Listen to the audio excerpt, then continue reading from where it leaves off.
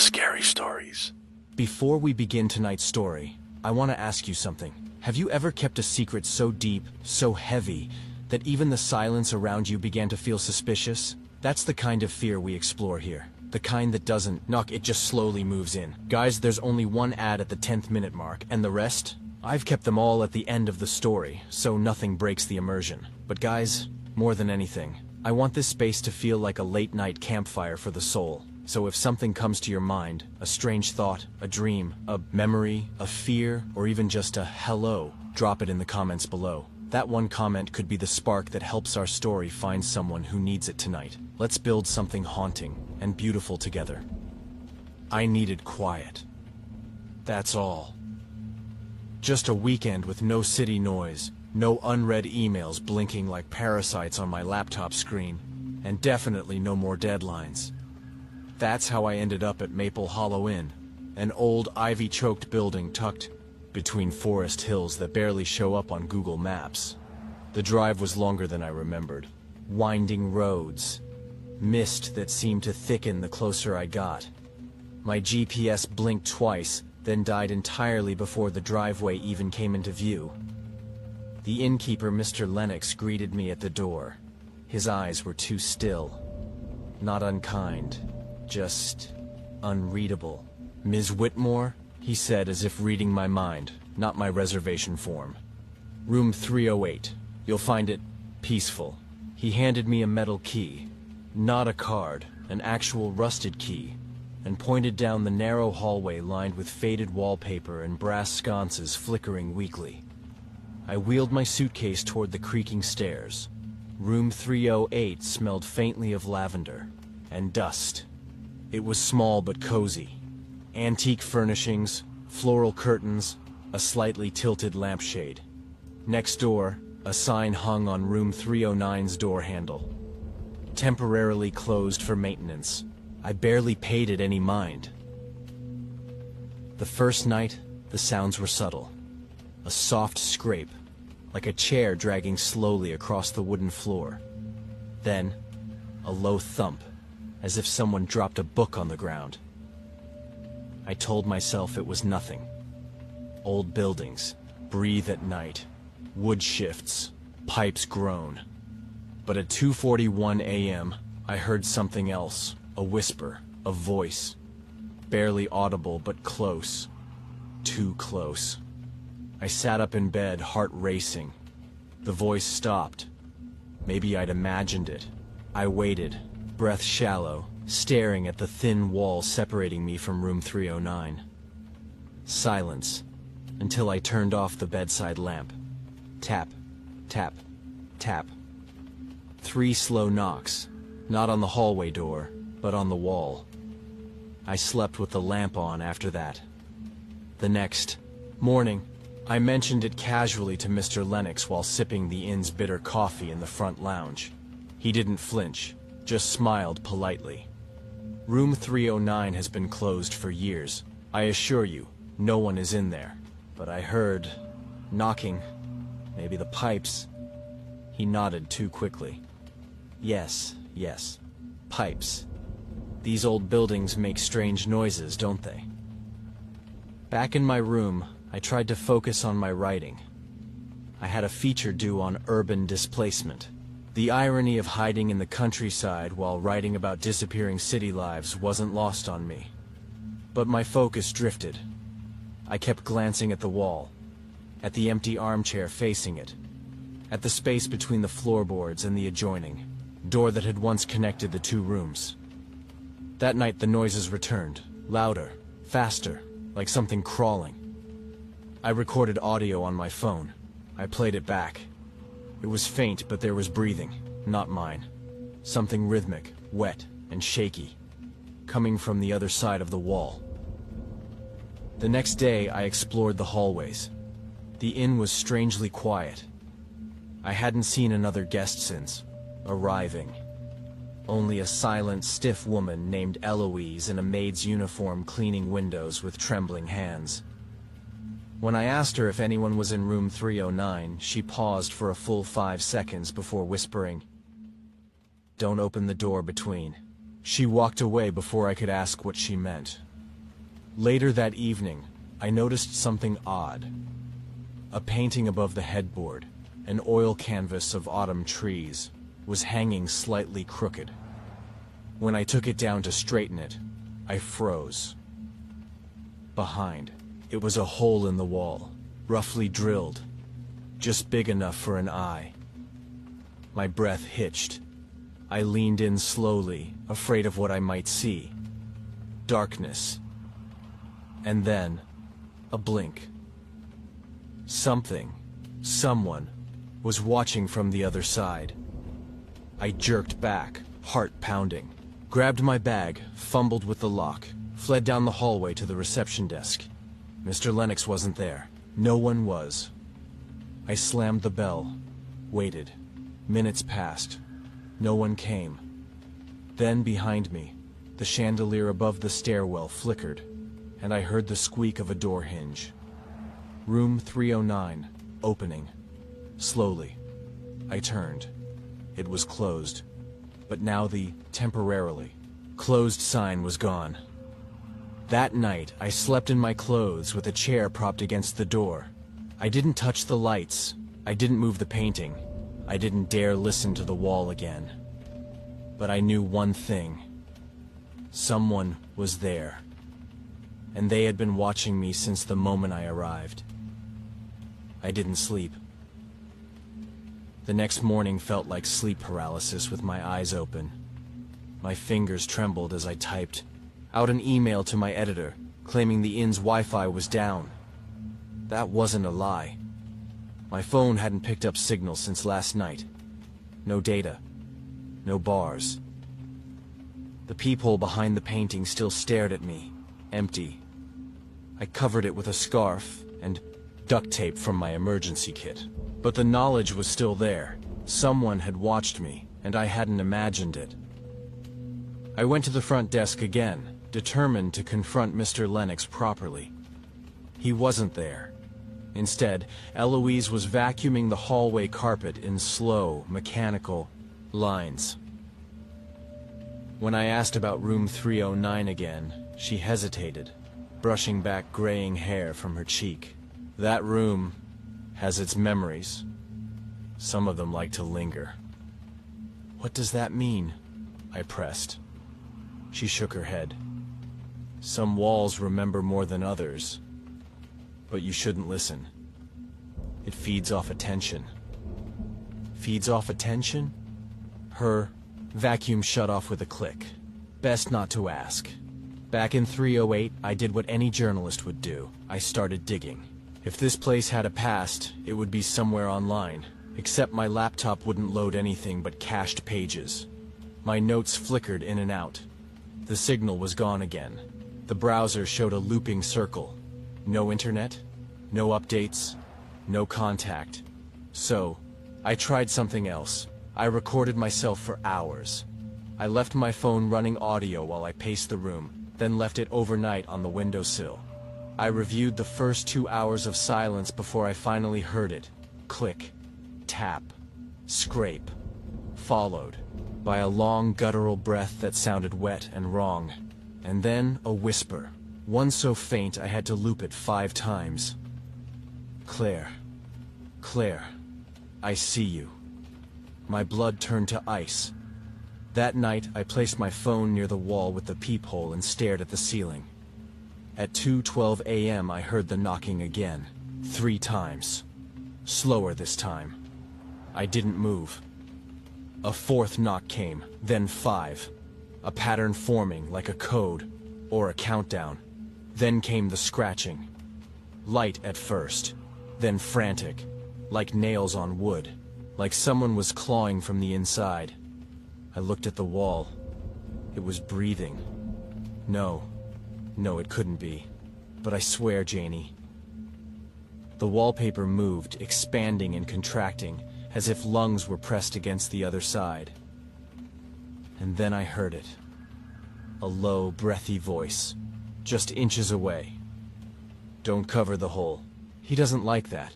I jumped out of bed, tore down the scarf and tape.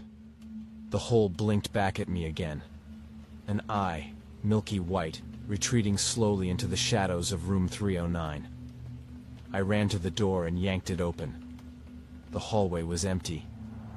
Except a note, folded, slid under my door like a love letter. "Don't leave. He gets lonely." The next morning I demanded to speak to Mr. Lennox. Eloise avoided my eyes. "He's resting," she said.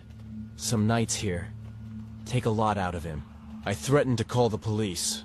Her expression didn't change. "Reception's out, landline's down. You're welcome to write a letter, Ms. Whitmore." I tried to leave, threw my bag together and rushed out to my car, only to find all four. Tires slashed, deep, clean cuts. Not random vandalism, deliberate, silent, meant for me. Inside the glove box was another note. "You'll leave when he says so." I couldn't breathe. My chest locked, my vision blurred. I sat on the hood of the car, sobbing, shaking, too scared to scream. The woods behind the hotel felt too still. The trees tilted, like they were listening, watching. That night, I sat by the wall with a flashlight and a journal. I decided to write everything. Not for the article. No, that didn't matter anymore. But so someone would know. So someone would believe me. So, soft crying again. A child? A woman? I can't tell. 2:10 a.m. 3 thuds. 2:20 a.m. My name, whispered. This time, closer. 2:24 a.m. I swear something scratched my ankle under the bed. 2:30 a.m. Something is tapping behind the wall in a rhythm, then silence. Then, laughter, feminine, mocking. Not from outside, not from room 309, from inside my room. I turned slowly. The bathroom door creaked open an inch. I hadn't touched it.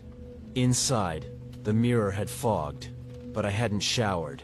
There were words written across the condensation. "I see you when you sleep." I ran out into the hallway, barefoot. Room 309's door was now slightly open. Only darkness beyond. No temporarily closed sign. No sound. Just air that smelled like rot and burnt hair. I approached. Reached for the knob. It closed before I touched. It, and behind me, in my room, the radio, one I never touched, turned on by itself. A static lullaby played softly. I didn't sleep again. But I realized something. This hotel isn't just haunted. It's alive, and now it knows me by name. I stopped writing. I stopped sleeping. I stopped everything except listening. Every wall in room 308 felt too thin now. It wasn't just the peephole anymore. There were other slits, barely visible, carved around the baseboards, behind furniture, even under the vanity. All of them pointed inward, all of them watching. That morning, I pulled back the dresser and found a small panel of wood slightly raised from the rest of the floor. When I lifted it, there was a hollow compartment. No dust, no cobwebs, just a small camera lens broken and cracked. It had been there for years. Below it, a scrap of newspaper, yellowed with age. Maple Hollow Inn.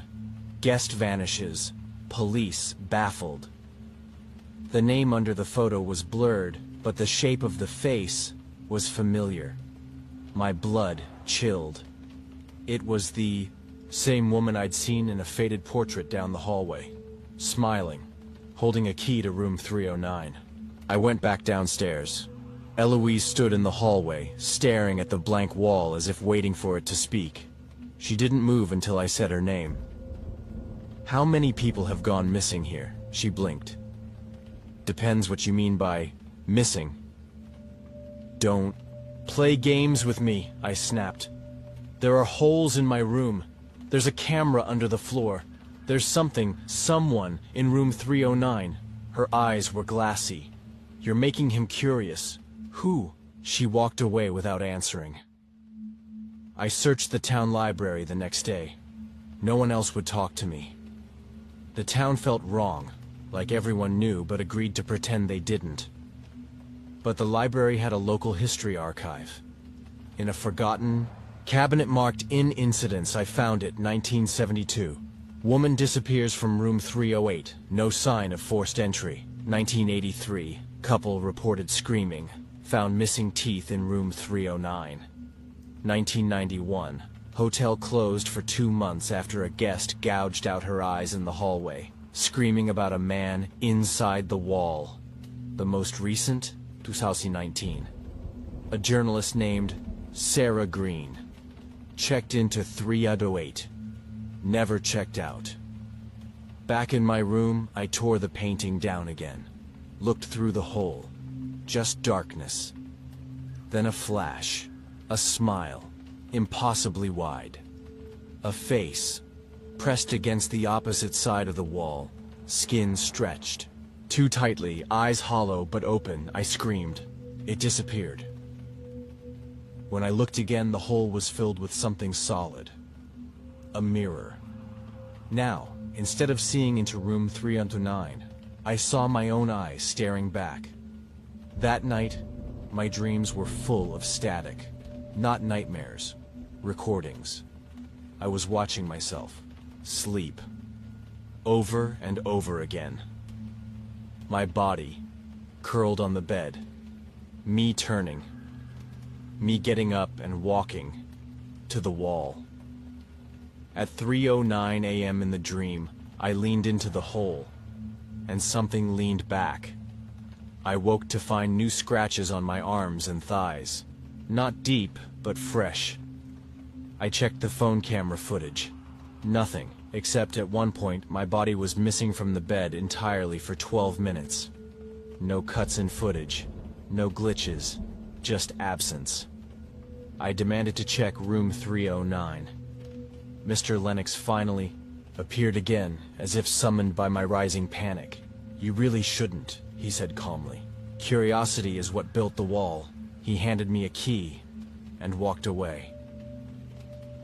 Room 309 was colder, smaller, the air heavy like syrup.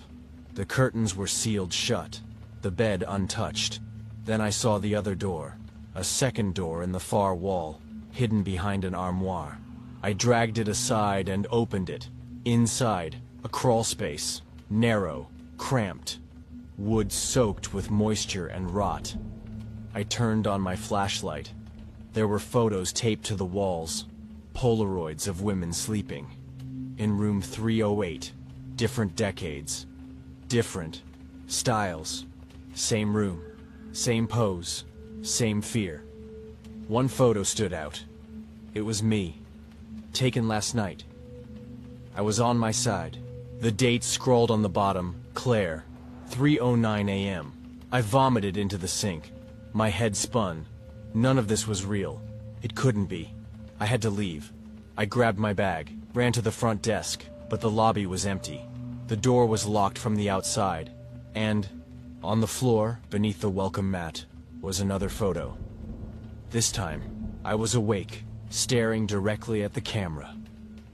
That night, I heard something inside the crawl space, a slow shuffling, then laughter. Low, wet, breathless. It said, "She watched too. They all did. Now it's your turn." The door to room 309 no longer had a lock. It hung open each morning, just slightly, enough to make it clear that something wanted me in. And that night, I went. I took a flashlight, duct tape, a spare charger, and a kitchen knife from the drawer downstairs. I left a note on my desk. "If anything happens to me, search the wall." I entered room 309 for the second time. The smell hit me first. Sweet, sick rot, like flowers left too long in water. The room was darker than I remembered, even with the flashlight on. It seemed to absorb light. The walls pulsed like something breathing just beneath the wallpaper. Then, the door behind the armoire. Still there. Still open. I crawled into the shaft. The wood groaned beneath my knees. The tunnel was barely wide enough to breathe in. The smell was worse here. My hands brushed something sticky. Hair. Long strands. Human. Tangled in the wood. I kept moving. The corridor twisted and forked like it had grown organically. There were crude holes carved into the walls, each one positioned to spy into a guest room, like a nest of voyeurism. Through one slit, I saw a couple sleeping in, room 204. But this inn didn't have any guests, not anymore. So who were they? Farther in, I found a small shrine. Candles melted into mounds, a broken camera lens, photographs of women pinned in a circle, some with eyes scratched out, some mouths, all smiling. At the center, a jawbone with long black hair tangled around it. Carved into the wood above, I see, therefore I am, and next to it, another hole. I looked through it. Room 308, my room, my body, lying in the bed, but I wasn't. There, I was in the crawl space, and then the body sat up. I screamed, backed away, dropped the flashlight. It flickered. And in that moment, something moved in the tunnel ahead. Not fast, just wrong. Too many joints, too little sound. I turned to crawl back, but the path had changed. Walls I'd passed were gone. New ones grew in, their place. The crawl space was shifting. It was alive, and I was lost inside it. I don't know how long I crawled. My knees bled. My throat burned from screaming. The air grew damp and cold. I passed skeletons, not just bones, but full remains. Claw marks embedded into the walls beside them. Names etched into the wood in blood or rust. Sarah, Denise, Marion, Rebecca, Eliza. Each name had a date. Each one was exactly 3:09 a.m. And then I saw mine. Claire. No date yet. Just space. Waiting. I finally emerged somewhere new. A basement. Beneath the hotel, sealed off and hidden. Inside were tapes, hundreds of them, labeled with room numbers and dates. I found one with my name on it, inserted it into an old monitor. The static buzzed. Then it began to play. It was me.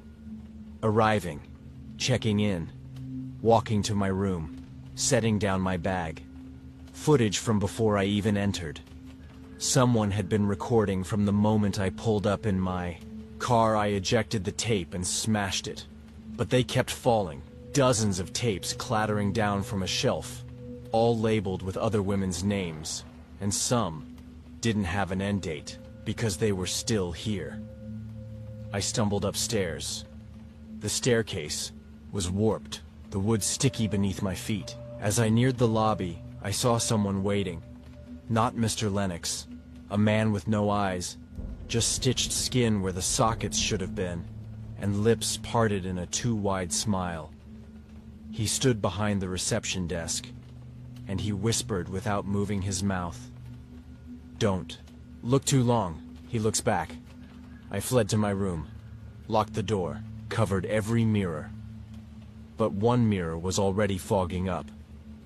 And this time, there was a handprint from the inside. I heard voices in the hallway. Multiple people, all whispering, all in sync. They said my name, repeated it, over and over. And then, a final whisper, closer than the rest, inside my head. "You brought him back. You opened the door." I didn't sleep. At 3:09 a.m., I heard breathing under my bed. Not next to. Under. I leaned over and saw an eye staring back. Wide, wet, unblinking. I stopped trying to rationalize it. Whatever logic I clung to was eaten by this place. The tapes, the mirrors, the things under the floor. None of it fit any sane explanation. The Maple Hollow Inn was not a haunted building. It was a mouth, and I was already halfway down its throat. I packed my things. again. This time, I didn't hesitate, ran to the front door, locked, no sound outside, no birds, no trees rustling. The world felt sealed off, like I was inside a snow globe of rot and dread. I found a side exit in the kitchen. It opened, but only into dense fog. I stepped forward, just one step. The fog swallowed the hallway, and then I saw it, a figure at the edge of visibility, crawling, twitching, snapping bones to move forward, no eyes, just holes, too many teeth. It didn't chase me, it smiled. I slammed the door. I ran upstairs, pound on Eloise's door. No answer. I broke it open. She wasn't there. But the walls were covered with newspaper clippings and handwritten notes. Drawings of the eye, of a shape labeled The Watcher. Notes in frantic handwriting. He grows through gaps. Don't close the peepholes, he gets lonely. There is no room 309. There never was. Every room becomes 309 eventually. The mirror in her bathroom was shattered, but the tub inside lay a pile of clothes, half buried in dried blood. A strand of gray hair dangled over the side. Eloise was gone, or worse, taken inside the walls. I started hearing her voice after that, sometimes in the crawl space, sometimes in my dreams, sometimes right behind me, breathing in my ear. Don't move, Claire. He's watching. That night, the walls in room 308 changed. The floral wallpaper peeled back slowly, revealing eyes, hundreds of them. Pressed under, transparent skin, blinking, watching, and then the voice came. Not human, not quite. Too many tones. Male, female, child, all at once. You were seen. You were chosen. You belong, I snapped. I crawled back into the tunnel. No flashlight, just rage. I screamed into the dark. What do you want from me? A voice replied, I want you to see. The floor below me gave out. I fell. Landed in a room I hadn't seen before. A rot chamber, low-ceilinged, crawling with mildew. On the walls, carvings, not letters. Faces, each one screaming, each carved with deep, desperate strokes. Then came the smell. Formaldehyde and decay. Glass jars lined the shelves. Inside, eyeballs, preserved, all floating in silence, each one labeled with a name and a room number. I turned to leave, and standing in the corner was Mr. Lennox, or what remained of him. His face was split open down the middle, hollowed out, yet his lips moved. You're the clearest signal he's ever had. You record, you reflect. You're his mirror now. I backed away, heart thundering. You can't stop it, he whispered. But you can make it faster. I ran. The crawl space warped, stretched, hallways twisted. It took hours, or maybe minutes, to find my way back. I emerged into the front lobby, only to find every door gone, replaced with mirrors, all of them showing different versions of me, crying, dying, bleeding, except one mirror.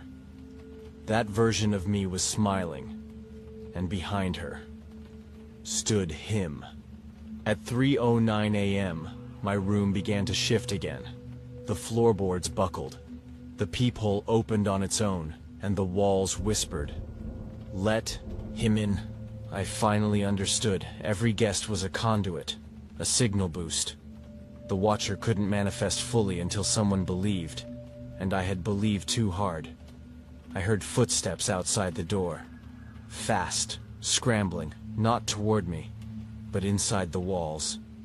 Held the knife close. The room went silent. Then, knock knock.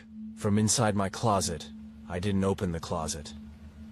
I left room 308 trembling, dragging the chair in front of the door like it mattered. But deep down, I knew nothing could stop him anymore, because he wasn't just in the wall now.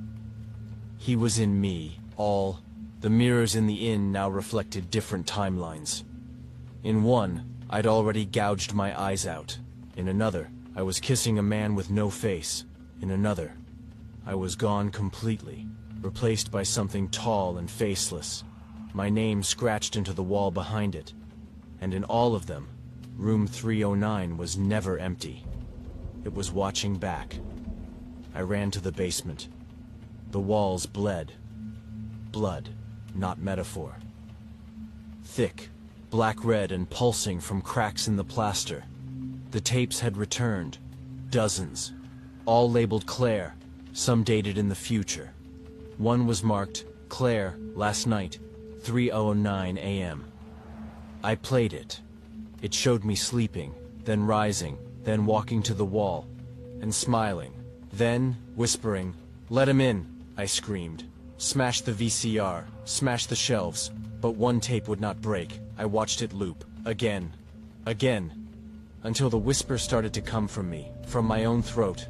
"Let him in, let him in, let him in." I collapsed in the hallway outside room 309.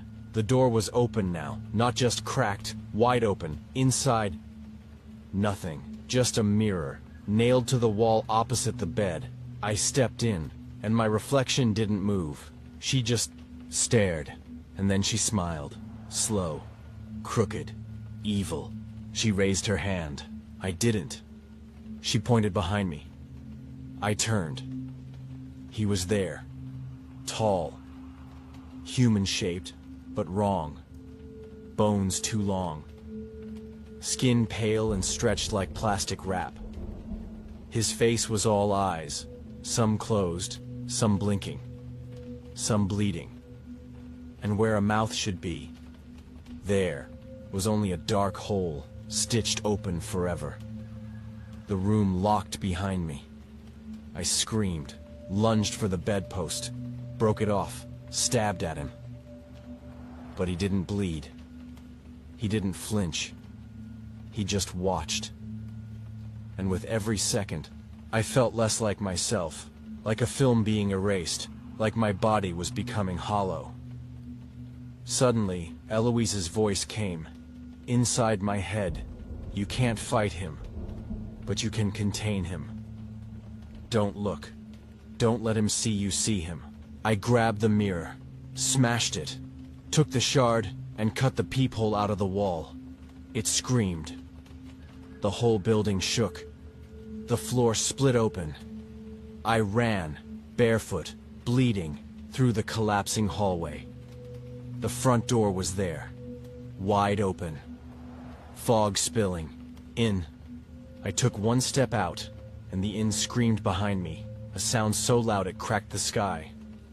I turned once, and saw room 309 implode in on itself, like it was never meant to be, like it never existed.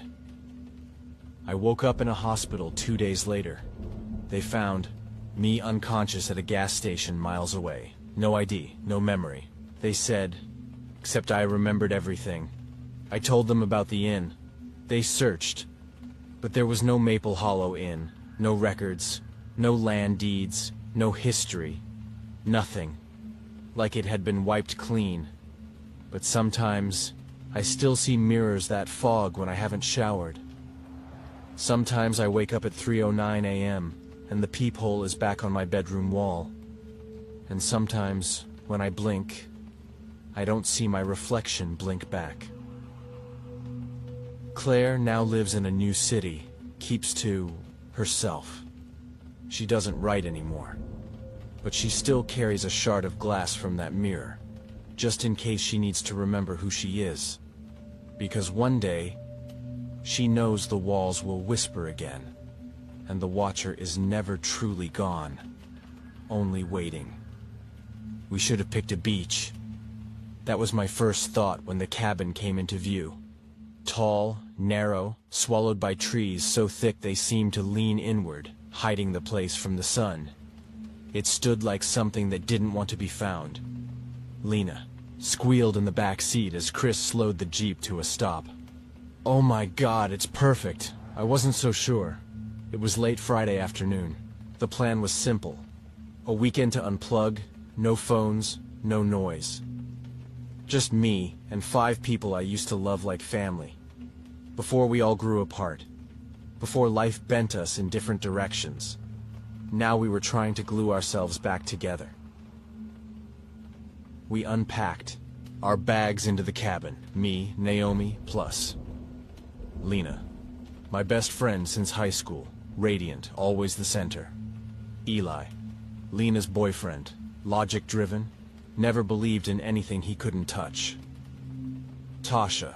Wild, cynical, full of sharp one-liners and zero fear. Jared. Tech guy, always with a camera, said little, but saw too much.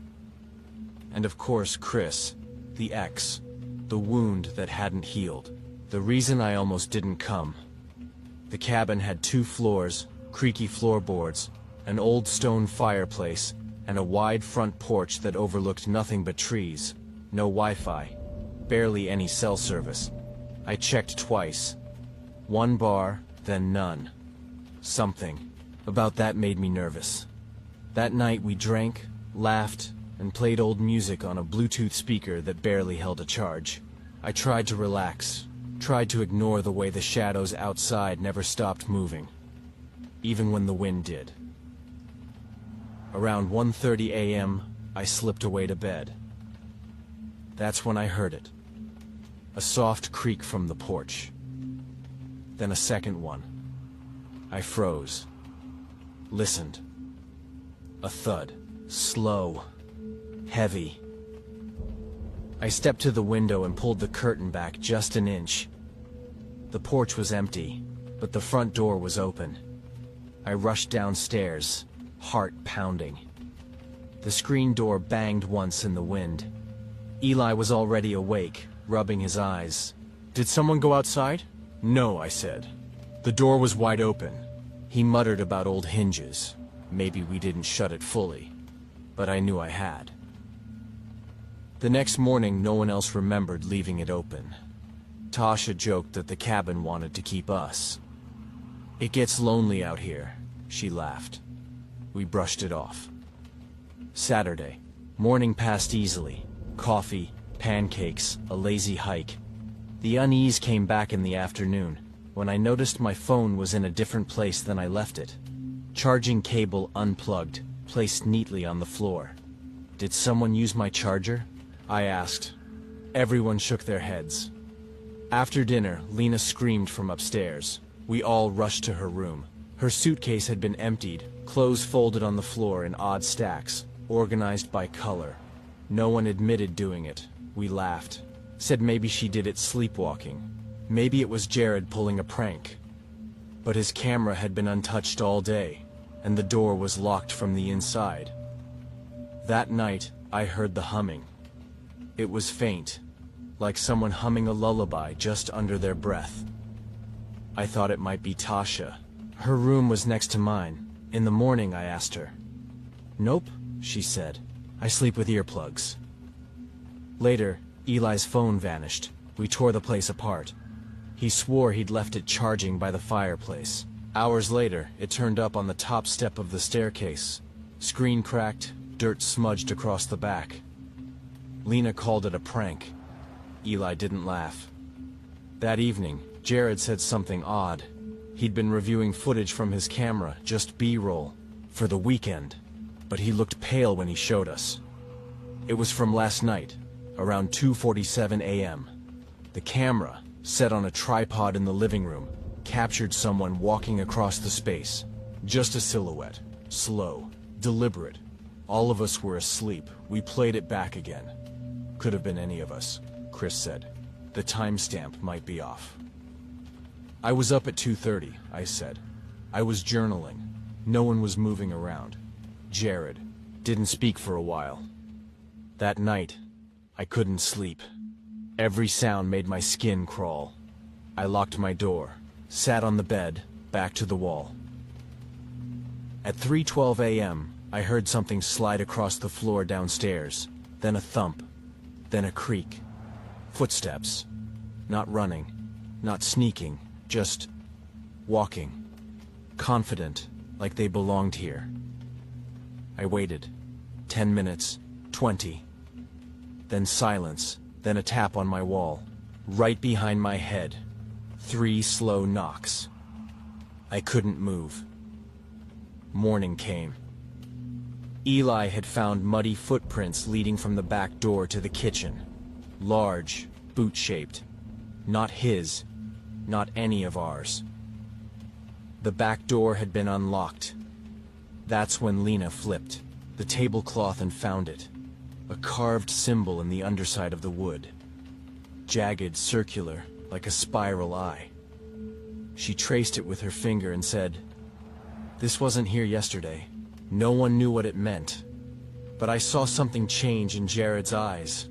A flicker of recognition. I started journaling every moment after that. Every noise.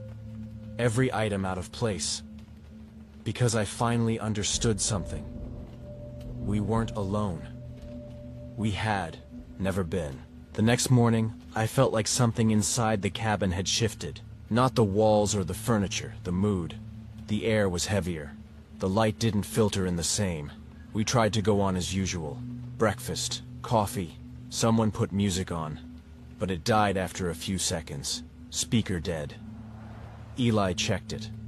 Full battery, he muttered. Was working yesterday. By noon, things were going missing. My toothbrush, gone from the bathroom. Tasha's boots, placed perfectly next to the fireplace. Despite her swearing, she left them outside after the hike. Lighter, a phone charger, a hair tie. Nothing big. Just enough to make you doubt yourself. Just enough to make you feel like you were being watched. That afternoon, I went into the kitchen to grab a glass of water. The faucet turned on by itself. Just for a second. A sputter, then off again. I told myself it was air in the pipes. Nothing to worry about. Then I saw the spoon on the counter. Not one from our set. Old. Rusted. Thin and bent, like a mouth opened too wide. Not ours. Lena thought it was funny. "Maybe the woods are playing house with us," she said, spinning in a blanket like a ghost. But no one really laughed. Around 4 p.m., Eli's phone disappeared again. We checked the couch, under the pillows, under beds. Nothing. He stormed out onto the porch, trying to get a signal to call it. A minute later, it buzzed from the top of the stairs again, face down, cracked screen. No one saw it move. "I didn't put it there," he said, voice flat. And this time, no one argued. Jared grew quieter that evening. He sat alone, going over his camera footage with a kind of numb obsession. I sat next to him, glanced at the screen. Static, then darkness, then a frame of Lena, sleeping. Jared had left his camera running in the hallway outside the bedrooms. A time lapse. Between 2 and 3 or 4 a.m., there was movement. A shape stepped into view, long-limbed and slightly hunched. It stood outside my door for 28 seconds. Then it turned, looked into the camera, and walked backward, frame by frame, into the darkness. Jared didn't say a word. He just deleted the file. "Why'd you do that?" I asked. He looked at me. "Because if I didn't, we'd all be dead by morning." I didn't ask again. That night, I heard 2 knocks. Not on my door this time. On the window. I sat up in bed, heart caught in my throat. The window was fogged from the cold, but something had drawn on it. A spiral, just like the symbol on the underside of the table. When I blinked, it was gone. In the morning, Lena screamed. She'd found a pile of stones under her bed, arranged in a spiral, smooth river rocks, all wet. No one claimed responsibility. We searched the room. No one else's beds had anything under them. The worst part? Lena said she woke up with her hair damp. Eli tried to rationalize it. Maybe someone sleepwalked. But that doesn't explain how the rocks got inside, I said. The river is a mile away, Tasha added. Eli rubbed his face. Maybe we just didn't see them yesterday. But I was sure. They hadn't been there. We tried to distract ourselves with a campfire that evening. The flames didn't burn. Right. Too low. The wood crackled strangely, almost like it was whispering. Jared refused to film. After an hour, the fire died. Chris poured water on it. We returned to the cabin. At 1:11 a.m., I woke up to humming again. This time it was in my room. I turned on my lamp. Nothing there. But the air smelled like wet pine. I got up. Walked into the hallway. That's when I noticed the closet door at the end, usually closed, was cracked open. I don't remember it ever being open. I walked slowly to it. The door creaked. Inside, it was just coats and cleaning supplies. Except, one coat wasn't ours, a long, faded gray trench coat soaked with something dark at the hem. I didn't touch it. The next morning, Chris went to retrieve his bag from the shed out back. He came back with a letter in his hand. It wasn't addressed. Folded in thirds, yellowed, handwritten, he read it out loud. To the next group who stays here, he watches. Not always, but when the spiral shows up, it means he's chosen someone. Don't answer the knocks. Don't follow the stones. Don't go near the basement. Don't sleep if the windows fog. If you hear humming, run. He doesn't have eyes, but he sees you anyway. Tasha clapped sarcastically. Who left us a Blair Witch fan letter? But Chris was pale. This was buried in a drawer, under a panel, like someone didn't want it to be found. I remembered what Jared said. If I didn't delete it, we'd be dead. That evening we searched the cabin again. This time, we looked hard. Under the rug in the living room, Eli found something scratched into the wooden floor. A message. Faint, but clear. Stop looking. That night, I didn't sleep. And at 3:33 a.m., something sat on my bed. I felt the weight, heard the creak, felt the air shift around my face. But when I opened my eyes, there was no one there. Just a small, damp stone placed on my pillow. The spiral showed up again, this time carved, into the inside of the refrigerator door. Chris found it while grabbing a soda. We all stared, silent. The same jagged spiral we'd seen under the table, in the fog, on the stone arrangement. Except now, it was deeper, angrier. It wasn't here yesterday, Chris said. No one answered. We stopped pretending after. That Eli brought out a motion sensor light from his car. Installed it over the porch. If anything moves out there tonight, he said, we'll know.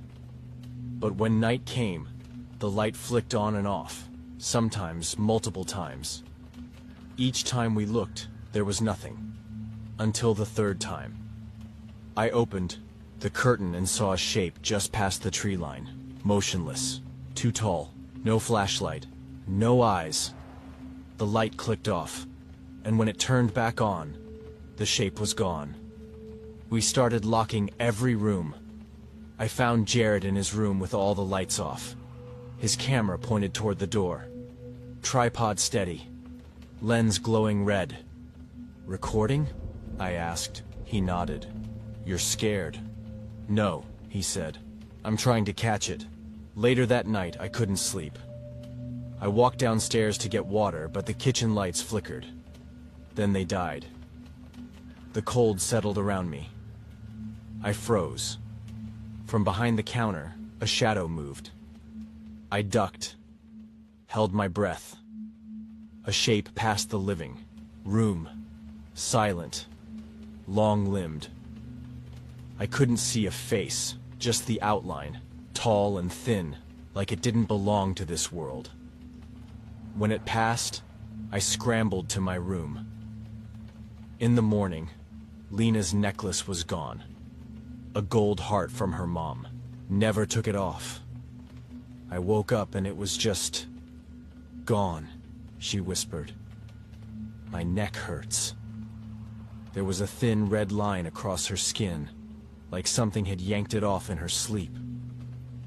I found Jared cleaning his camera lens again, hands shaking. He had footage. He showed me what he caught the night before.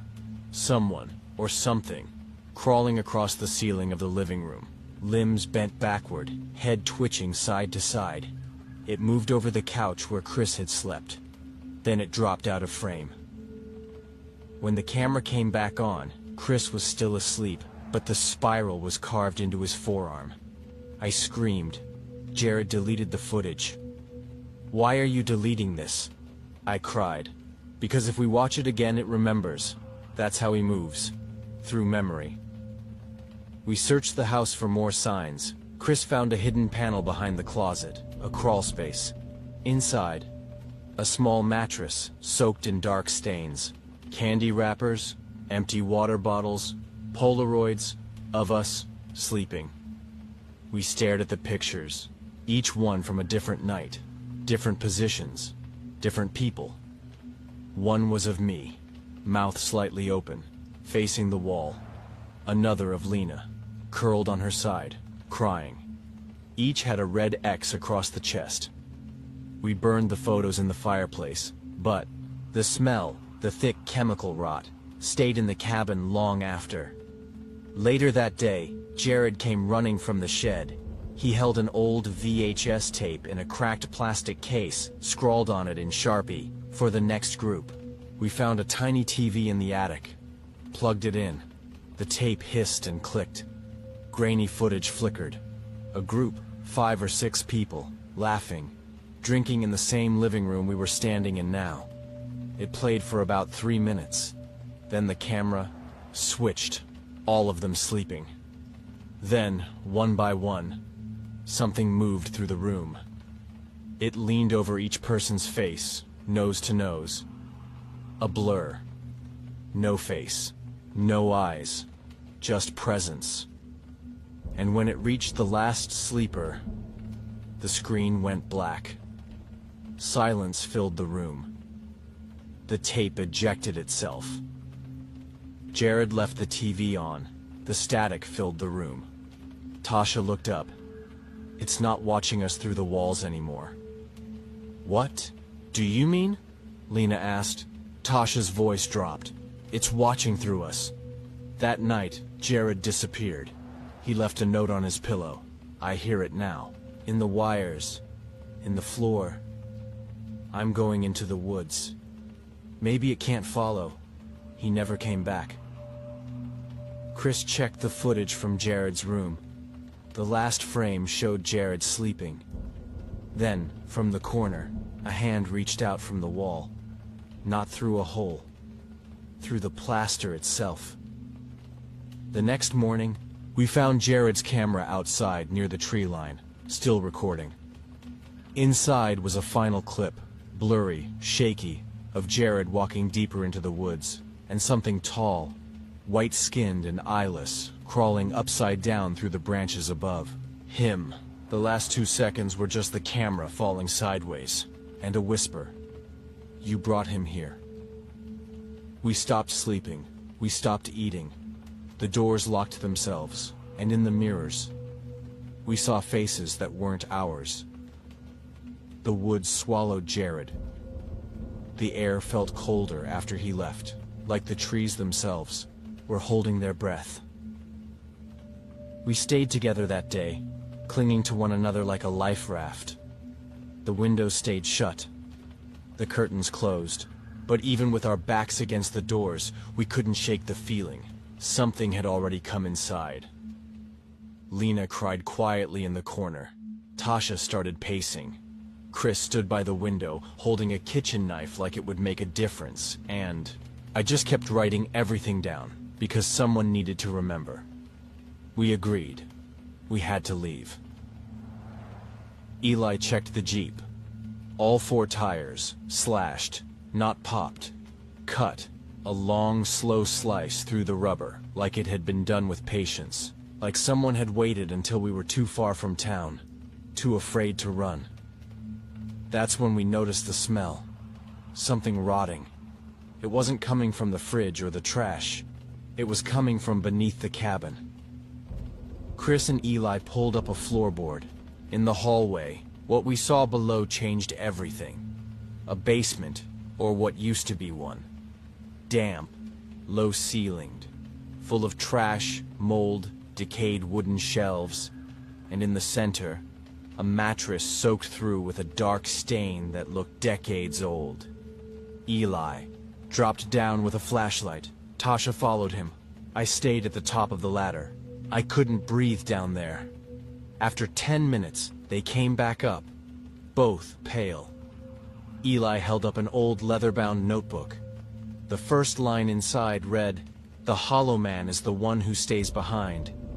The rest of the diary was madness, scribbled thoughts, ramblings about the thing behind the face, drawings of the spiral, of eyes with no pupils, of mouths sewn shut.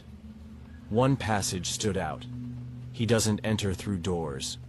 He enters through guilt, through fear, through the cracks in your past.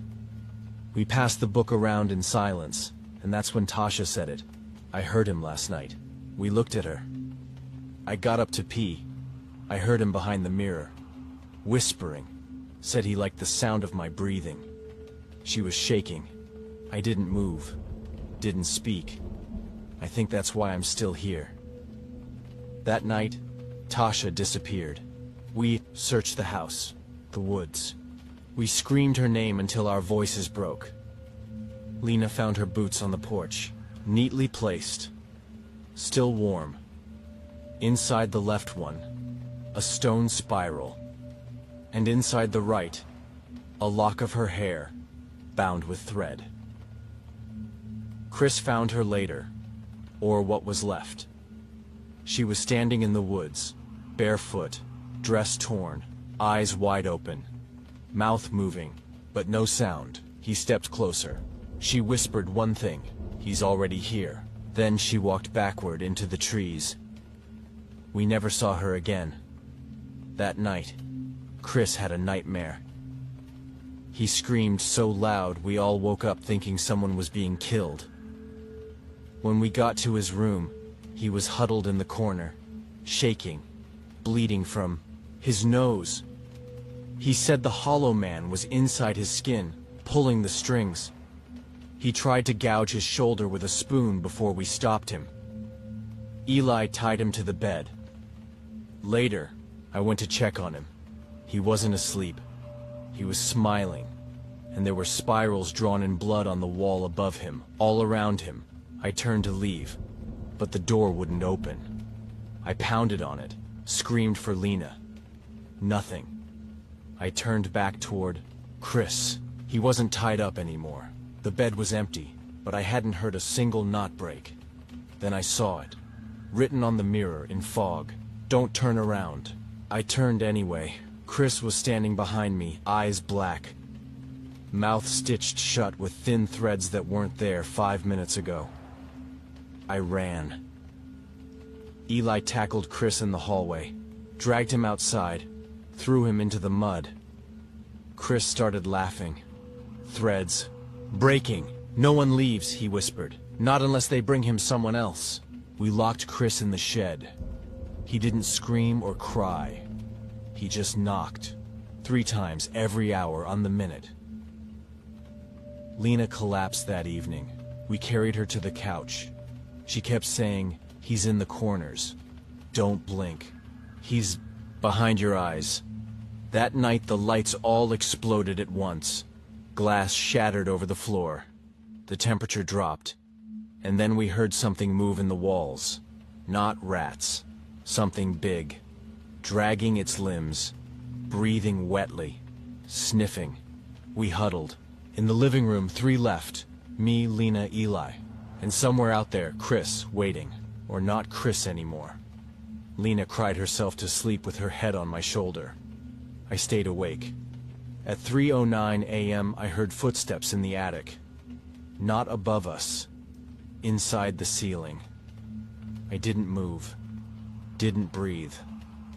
And when I looked at the ceiling beam above, me, I saw the spiral again, carved fresh, still dripping. We were out of time. We didn't speak the next morning. Lena wouldn't wake up at first.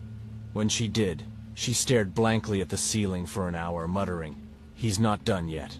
Not yet, not yet." Eli tried the radio again, still dead. We checked Chris's shed, empty. But the walls were covered in symbols, spirals, eyes, teeth, all scratched in with something sharp. And in the corner, a bundle of blonde hair and a strip of denim. Tasha. The Hollow Man was real. No more denial, no more science or logic. He didn't need keys or blood. He needed permission. And somewhere along the way, we must have all given it. Eli found a page in the diary we hadn't read before. He was born from silence. From the space between the last goodbye and the guilt that follows. He feeds on secrets, on the things you won't say. He doesn't punish, he becomes. I didn't understand it, until I remembered. What I hadn't told anyone. Back in college, Lena and I had a roommate named Mallory. Sweet, soft-spoken. She had a breakdown one semester, screamed about things watching her, crawling inside her walls. We all thought she was having an episode. I told the RA she was unstable, that she needed to be removed. 2 weeks later, she killed herself. I never told Lena, and now, sitting in this cabin, I remembered Mallory had drawn spirals in her notebook, and she used to hum in her sleep. Maybe he'd been following me ever since. The lights in the cabin started flickering again. Only this time, there was no power. The bulbs glowed anyway, and shadows moved across the walls without a source. That night, Lena screamed. I ran to her room. She was sitting in the middle of the bed, arms bleeding, spirals carved into her legs. I didn't do it, she sobbed. I woke up like this. Behind her, the mirror was fogged. In the glass, I saw something standing over her. But when I turned, nothing. Eli wanted to fight it. He tried building a fire in the fireplace, burning the old diary, burning the photos. Nothing helped. The spiral reappeared in soot on the glass. We tried running one last time. Through the woods, east toward what Eli swore was the nearest road. Lena couldn't keep up. I held her hand. That's when the voices started, whispers, all around us. Whispering our own names. Naomi, Lena, Eli. Over and over, from every direction. I saw shadows between the trees, crouching, twitching, watching. We reached a clearing, and there it was. A ranger station, broken down, half buried in moss, but real. We broke in. Inside, dusty reports. A radio tower long rusted, and pinned to the wall, yellowed pages, missing persons, all with one thing in common. Last seen near cabin. B. Hollow Pines. One entry had a photo. Jared.Eli tried the old radio. Static. Then, for just a second, a woman's voice. Get out, he's... Don't let... And then silence. The static returned. We turned around. Lena was gone. We ran outside, screaming her name, and saw her, standing in the woods, facing away. We ran to her. She didn't move. She just whispered, "He's almost done." Then she turned, and her eyes were missing. 2 clean holes, bloodless, dark. She fell to her knees and began humming, a low, awful tune that seemed to shake the trees. Eli threw up. I backed away. She looked up at me and whispered, "You see him now, don't you? He's always been with you." We left her. We ran. Back at the cabin, the spiral was burned into the roof, and the walls were breathing. They pulsed like lungs, in and out, creaking with each inhale. Eli broke down. He screamed, threw furniture, slammed his fists into the mirror. "Why us? Why us?" And the mirror cracked, then shattered, then whispered, "Because you watched." That night, Eli died. I found him in the bathtub. His body submerged, but his head had been twisted completely around, his face staring straight at me, and carved into the bathroom tiles above. "You're the last." I couldn't run anymore. I didn't want to. I sat on the floor of room 2, staring at the spiral drawn in blood on the wall, and whispered, "Then take me." The room went dark, and the last thing I saw before everything went black was a mirror, and in it, not me, but Mallory, smiling. I don't remember falling asleep. I remember screaming, though, at the walls, at the spiral, at whatever was watching me through the cracks in the floorboards. I remember crying Mallory's name. I remember silence. And then, I woke up. In the woods. Dawn broke through the trees. Fog pooled around my legs. My shirt was torn. There was dried blood on my fingers. My journal was still clutched to my chest. Everything else was gone. No bag, no phone, no sound. Just birds. Distant. Wrong. I followed the dirt path until I found the road, or what used to be one. Cracked asphalt swallowed by grass. 10 minutes later, I saw a gas station on the edge of the forest. The man inside stared at me as I stumbled. "In, Jesus," he muttered. "You from one of them cabins?" I didn't answer. He called for help. They took me to a hospital. I told them everything. About Jared, Lena, Tasha, Eli, about Chris, the spirals, the crawl space, the hollow man. They wrote it all down. Then, they brought in a detective. He asked where exactly we were. I told him Cabin B at Hollow Pines. He frowned. "There hasn't been a cabin out there in years," he said. "Whole place burned down in 2009. Arson, 5 people died, 1 survivor." He showed me a photo from the report. I nearly dropped it. It was Mallory, but she died in college. Right? They said they'd searched the woods. They didn't find anything. No cabin, no shed, no spiral, no Lena. Not even tire tracks. I spent 3 nights in the hospital. They let me go, told me to rest, told me to see someone. Back home, I unpacked, tried to forget. I burned the journal, but that night, I found a package on my doorstep. No return address, no name. Inside, a Polaroid of me, sleeping. Last night's date written on the bottom. I locked the doors, checked every window. Nothing. The next morning, I noticed the fog on the bathroom mirror, even though I hadn't used the shower. There was something written on it I never left. I covered the mirror with a towel, turned on the radio to drown it out, but the station kept cutting out. Static. Then a whisper.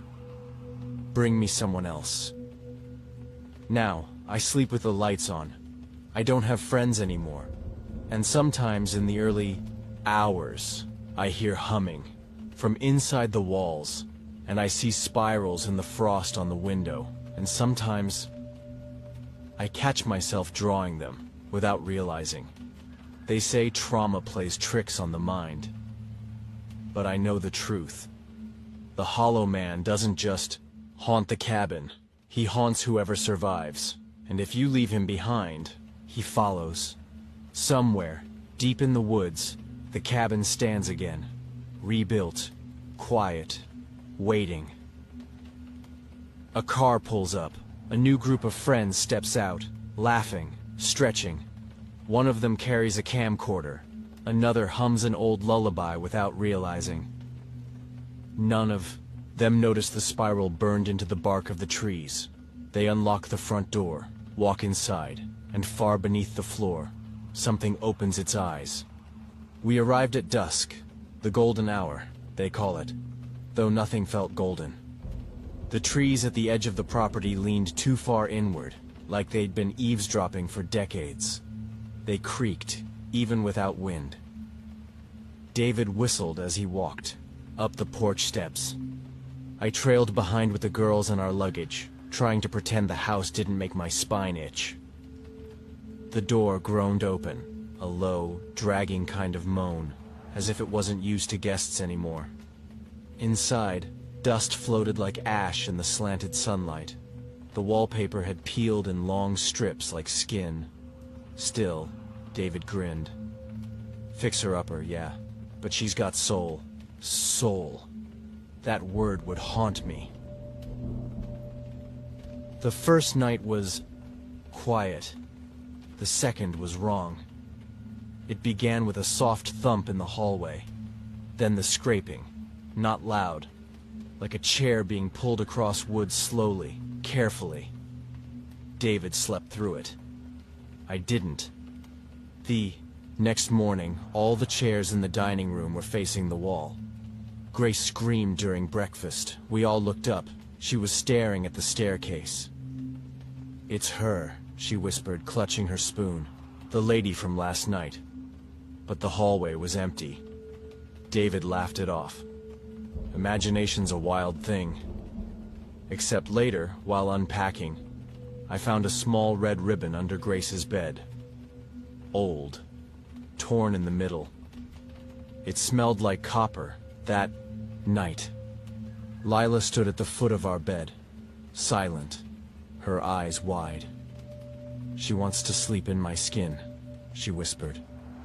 Then she went back to bed like it never happened. David dismissed it all. He said it was the stress of moving. New place, new dreams. But the bruises on my arms, they weren't stress. I began writing things down. Each day. Each night. Because things moved. The crucifix we hung over the door turned upside down on its own. My perfume spilled across the dresser, into the shape of a cross.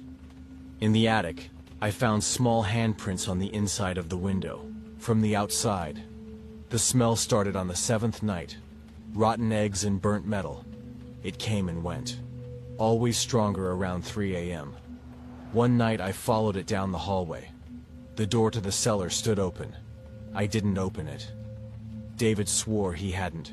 Either. I went in. My flashlight flickered. The steps groaned under my feet. And then I saw it. The dress. Still pinned to the wall. Only now it was wet. Dripping. And something had written in the dust beside it. She saw. I stopped sleeping after that. I sat in the living room all night with the lamp on, eyes fixed on the staircase, and I heard it. The dragging sound again. Except this time, it came from the ceiling. Something crawling across the attic floor. Right above me. The next day, Sophie complained that her dolls had been crying during the night. I found one under her bed. Its eyes had been gouged out with something sharp. Still, David refused to accept anything supernatural. He told me I was tired, that I needed rest. That evening, I went to the old county library. I asked about the house. The woman behind the desk looked up the address. Her lips tightened. "You bought the Blackwell place?" I nodded slowly. She pushed a yellowed newspaper across the desk. The headline read, "Local woman hangs self after infant's death. Curse rumored." The photo was grainy, but I recognized the dress, and the wall behind her. It was our cellar. Her name was Margaret Blackwell. She killed her baby, they said.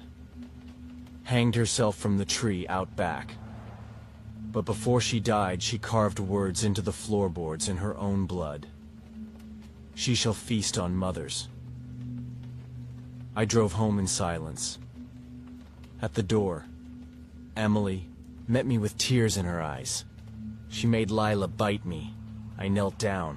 Bite marks, small, perfect, lined her arm. I found Lila in the hallway, her mouth stained red.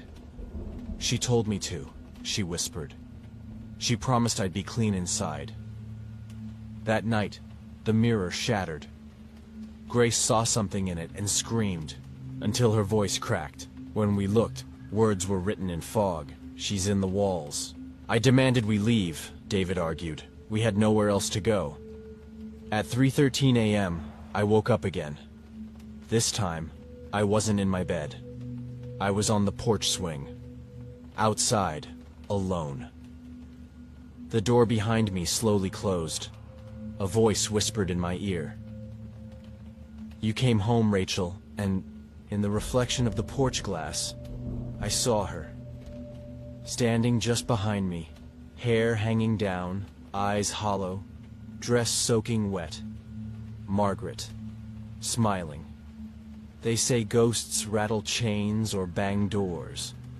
But in this house, they move things quietly. When you blink.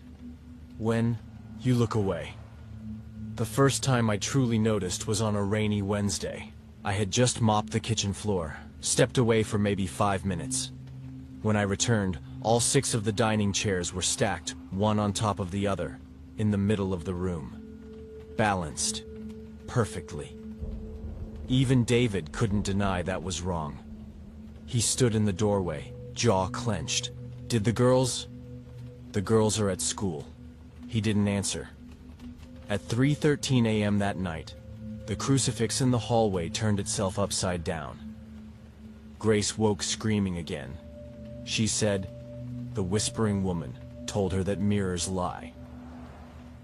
We took them down the next day, all of them, every mirror, but I could still see her, reflections in windows, the back of a spoon, a puddle on the porch. She was always just behind me. The attic smelled like burning skin.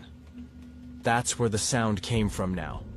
Dragging, thumping, then whispers. One night, Emily stood outside our room, just staring. I opened the door, pulled her in. Her hands were ice, her eyes distant. "What's wrong, baby?" "She wants to wear you, Mommy," she said. "Who?" She leaned in, close. "The lady with the black mouth." That was when I called them, the demonologists. Nathan and Elena. Graves. They arrived like they already knew the house. Nathan touched the walls and frowned. Elena barely blinked when Grace told her about the voices in the pipes. They brought equipment, prayers, salt. But most of all, they brought truth. After the girls were asleep, Elena showed me a newspaper. Margaret Blackwell. Her child died under mysterious circumstances. Then Margaret disappeared into the woods. Her body was never found, only her voice. She cursed the land. All mothers. All daughters. They took my son. I'll take theirs. That night, we played a recording of the hallway. The tape picked up footsteps, fast and barefoot. Then, a voice. Mine. Saying, "Let her in."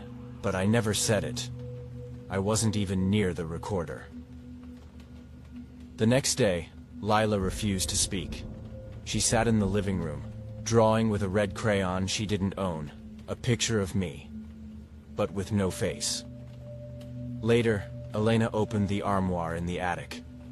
The dress was gone. In its place was a child's tooth, placed in the center of the rocking chair. No one spoke. David wanted to leave. I agreed. But when we opened the front door, it led to the cellar. Every exit did. Front door. Back porch. Upstairs hallway. Everyone now opened into the basement. The house had turned, and we were trapped. The next night, Nathan sat by the stairs with a Bible and a flask of holy water.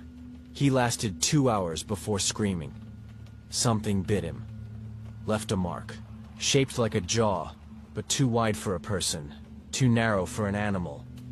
That was the night I found Lila whispering into the vent. "She's in the floor," she told me. "She says if you leave, she'll come with you." We couldn't run. Not anymore. The house wasn't haunted, it was hungry, and it had chosen us. I found the roots under the house, not the kind that grow, the kind that bind. It started when Elena asked me to join her in the cellar. She carried an old map of the property lines, dated 1862. The house hadn't changed. But the land, it used to be a church graveyard, and the church was burned down by Margaret Blackwell. She didn't just curse the land, Elena said. She sanctified it for something else. I stared at the walls. The stone was warm, breathing. I asked why the church was never rebuilt. Nathan replied without looking at me. Because nothing holy stays here. That night, I had the dream again. The child in the well, calling my name. But this time, I reached for him, and he bit me. I woke up with blood on my hand. A bite mark. Small. Too small for any of my daughters. The girls were changing. Grace spoke only. In rhyme, Sophie wrote the same sentence over and over in her workbook. She walks at 3:13. Beth had started pulling her hair out and hiding it under her pillow for Margaret's nest. David was breaking. He drank from sunrise to sleep now. When he wasn't drinking, he sat by the boarded-up front door muttering prayers he barely remembered. One evening, I went to the cellar alone. I needed answers. I needed to face it. The air was thick, like oil, like grief. Something shifted in the dark. I found the dress again, but it wasn't nailed to the wall anymore. It was hung on a figure, a woman, still, head down. When I stepped closer, her head snapped up. It was me, wearing Margaret's face. I screamed. She smiled. Then, vanished. I ran upstairs. Elena waited with pages from Margaret's diary, discovered under the fireplace bricks. I read them through tears. They stole my child. They buried him where no mother could cry over his grave. I offered his soul to the old ones. Now I will raise mine again from the womb of another, my womb. That night, I bled. Not a period. A deep, painful tearing inside me. I passed out on the bathroom floor. When I woke, a word was carved into the mirror in blood. Mother. Elena took me aside. She said she could see Margaret inside me now, in my voice, my posture, in my smile when no one else was looking. Nathan placed iron nails in a ring around my bed. Salt lines. He read passages in Latin. But still, I woke up outside the circle. One morning, I was in the attic, hands covered in ash. Lila watched from the corner. You called her, she said softly. You are her. Later we played a recording of me sleeping. The voice wasn't mine. 3 daughters for the 3 they burned. Let me in. Elena finally said it. You are being prepped, Rachel, for full possession. Margaret isn't haunting the house anymore. She's growing in you. I asked why she hadn't done it already. Nathan answered, because she's waiting for your body to give her permission, and she's nearly there. I cried in the hallway. Grace came to me, held my hand and whispered, it's okay, Mommy. If you die, I'll remember your nice parts. I stopped sleeping, but it didn't matter. She dreamed for me. My name is Rachel Porter. At least, it used to be. Now I wake up in rooms I don't remember entering. I say things I don't recall. And sometimes, I hear my voice before I speak. The days feel like static. My mind skips. Elena would ask me questions and I'd answer in someone else's tone. I called her sister once, in a voice that made my throat burn. I stopped hugging the girls. I didn't want them near me, not because I didn't love them, because I didn't trust my hands anymore. I told him it was full of lies. I don't remember that. But I remember his face, like he saw a stranger wearing me. One night, Sophie came running. Beth had cut her arms with a kitchen knife. Margaret told me to trade blood, Beth said. Calm, like it made sense. I'm the second. She needs 3. The house felt colder, but only where I walked, and only to the others. They said I was warm like fever, but I felt fine. Nathan tried another barrier. He poured a ring of holy water around my bed and put ash under my pillow. I laughed in my sleep. They said it didn't sound like me. It sounded older. I lost time again. Woke up in the cellar. Naked, covered in mud and dried leaves, scratches down my back that I couldn't reach myself. Elena said I was nesting, like a mother preparing for birth. At night, I would hum lullabies. None that I knew. Words in a language no one could recognize. The girls started humming them too.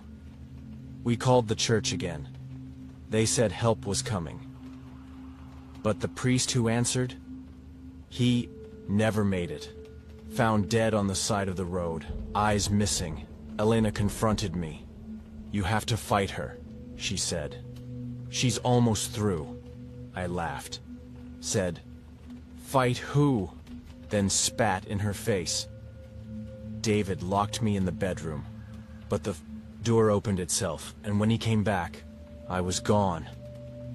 He found me in Beth's room, rocking her, but Beth was frozen stiff, unmoving, my hands on her temples, whispering. Elena screamed, dragged me off. I vomited black bile on the floor. When it hissed, Nathan realized, it's not her anymore. She's becoming Margaret's vessel. That night, I tore pages out of my journal and ate them. When asked why, I said, words have bones too. They make me strong. The girls started hiding from me. Grace called me it instead of mommy. Sophie said I smelled like the cellar. One night, Elena found me curled around the armoire, sobbing. She touched my shoulder gently, and I looked up with eyes that weren't mine. You're too late, I said. She has the womb, the heart, the house. I fainted. They tied me to the bed. Nathan prepared the exorcism without church consent. David begged him to wait. Nathan didn't listen. He started reading. Latin words. Old rites. The moment the crucifix hit my forehead, I screamed, but not in pain, in laughter. The windows shattered, the walls bled, and from my throat came Margaret's voice. You bring a man's words to a mother's grave. Fools! The bed lifted off the floor. Beth began choking upstairs. Grace passed out, and I, Rachel, watched it all from behind Margaret's eyes, helpless, floating in the dark. Nathan screamed prayers until his nose bled. Elena poured holy water. On my chest, smoke rose, and then everything stopped. Silence. I collapsed. My eyes rolled back. For a second, I was Rachel again. I wept, held David's hand, told him I was sorry. But in the mirror, I saw her smile. I don't remember walking into the cellar, but I remember waking up there, naked again, cold stone under my knees, in front of me, Emily, tied to the broken chair, her lips trembling. Mommy, she whispered, only it wasn't me who answered. It was Margaret. Through my mouth, she won't feel a thing. David and Nathan dragged me off her just in time. I clawed at the air like an animal, screamed in a pitch I didn't know I could reach. The lights above shattered. The cellar filled with whispers. Not voices, not English. Chanting. They had no time left. The church had still refused to authorize the rite. So Nathan and Elena acted without it. If they didn't, Margaret would complete the transfer, and I would never come back. Elena brought out the iron chains. David held me down, crying the whole time. Beth, Sophie, and Grace hid upstairs with salt lines at every door. Emily wouldn't speak again for 3 days. The ritual began. Latin verses, ancient tongue, holy water in each corner. The house fought back. Walls cracked, blood seeped from the floorboards. Beth's dolls caught fire upstairs. And I convulsed, laughed, coughed up hair and dirt. At one point I howled a sound like birth, but backwards. Then came her voice, through me, clear, deep, full of hate. I waited in the walls. I sang to their bones, and now I will be born again. My body rose. The chains lifted with me. I floated inches off the ground. Nathan pressed the crucifix to my forehead. My skin sizzled. I bit his hand so hard I cracked a bone. He dropped the crucifix. Elena screamed, "Finish it!" So he began the binding rite, not to banish her, but to trap her. I screamed as Rachel, begged them not to leave me, told David I loved him, told the girls to run, but then my voice shifted again. Let the mother have her young. Suddenly, every door in the house slammed. Elena ran to the staircase, found Beth staring at the mirror, eyes black. Margaret had reached them now. Time slowed. Nathan poured salt across my chest, drew markings in ash. I howled. My fingers bled from clawing the floor. Then everything turned quiet. For one moment, I saw her, Margaret, standing across the cellar. Her face was mine, but older, dead. She opened her mouth, and dozens of voices spilled out, screaming, sobbing, begging. Nathan shouted the last words. A light, bright and brutal, exploded from the circle. I passed out. When I woke, everything hurt. I was chained to the floor. But my mind was clear. The whispers were gone. And Margaret, she was silent. Elena held my hand. "You're back," she said. But something in her eyes told me, not all of me came back. Then Emily spoke, her first words in days. "She's not in Mommy anymore." We all sighed, but she kept talking. "She's in the walls now, waiting for a new one." And from somewhere deep behind the brick, a woman laughed. We left the house, packed what we could, burned what we couldn't. We didn't look back, not once. But I still hear it, that faint laugh in the brick. We moved to a rental 2 towns over. Tiny place, quiet, too clean, too bright. David doesn't sleep much. I haven't seen him smile since the cellar. The girls try to be normal. Beth flinches at reflections. Grace still hums that lullaby. Emily? She's quiet, always listening, like she's waiting for something. Nathan and Elena stayed behind to seal the house. They said no one should ever live there again. They performed the binding, poured cement into the cellar, boarded the doors. Then they left, said it was over. But I know better. I started journaling again.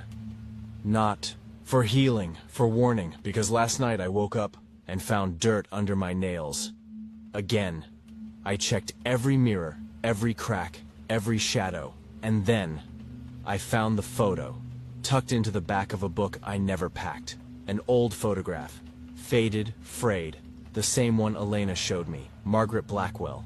But this time, I was in it, standing beside her, holding her child, smiling. I screamed. David ran in, grabbed the photo. But now, it was just blank. Paper, as if it had never existed.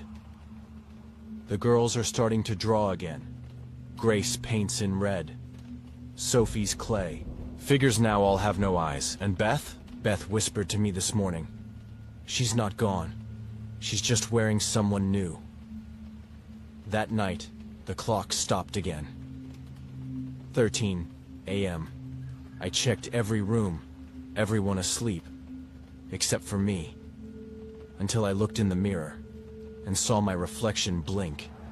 After I did, it grinned, slowly, like it knew something I didn't. I turned around. Nothing there. But when I looked back at the mirror, there were two of me, one just behind the other, whispering, "We'll finish this in the next mother." I smashed the mirror, but it didn't break. The glass had turned to water, and in the depths, I saw her house, still standing, still breathing.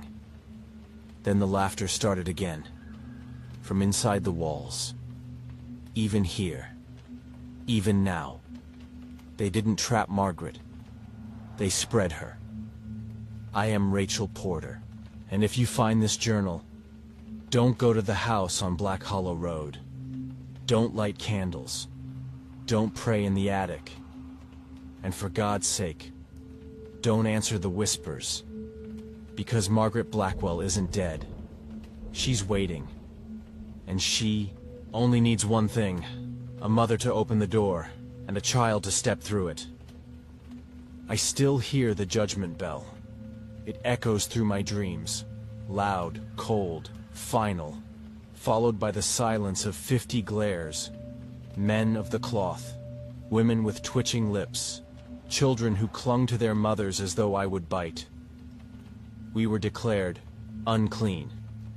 My father, Samuel Harper, had argued too long, preached too loud, and damned too many from the pulpit. The elders said our pride had turned to heresy, and so they exiled us.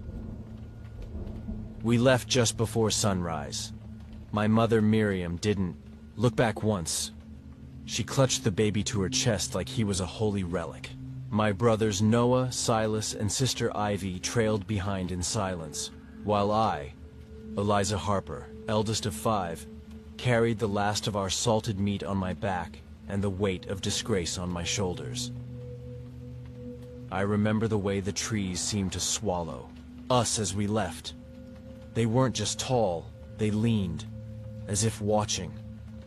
Father said God would guide us to land untouched by sin. What we found instead was the hollow, a clearing in the forest, too still. The birds didn't sing there.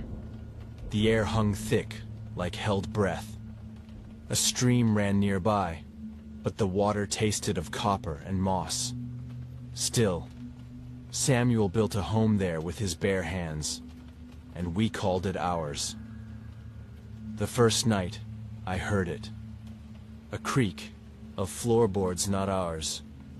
I thought it might be Ivy wandering, but when I peeked into the children's room, all of them were asleep. Then the whisper came, "You don't belong here." I clutched the wooden cross at my neck, prayed under my breath, but the air didn't grow lighter. It just listened. Father plowed the land while Noah and I planted. Mother nursed baby Ezra, though her face had gone pale since we left. She no longer prayed with us.